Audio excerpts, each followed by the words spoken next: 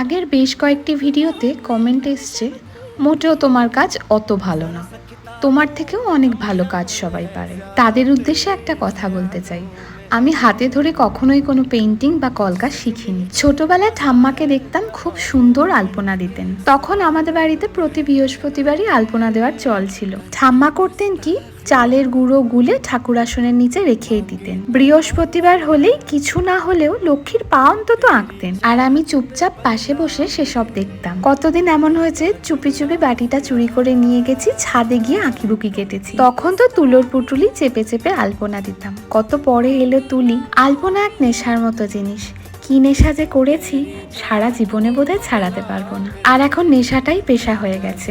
ঠাম্মা বেঁচে থাকলে মনে হয় খুশিই হতেন। আমাদের গোটা পরিবারে তার এই গুণটা আমিই পেয়েছি। যাক, গল্প করতে করতে কাজ শেষ হয়ে গেল। এটা আসলে একটা বিয়ের অর্ডারের গুলো ছিল, তোমরা কিন্তু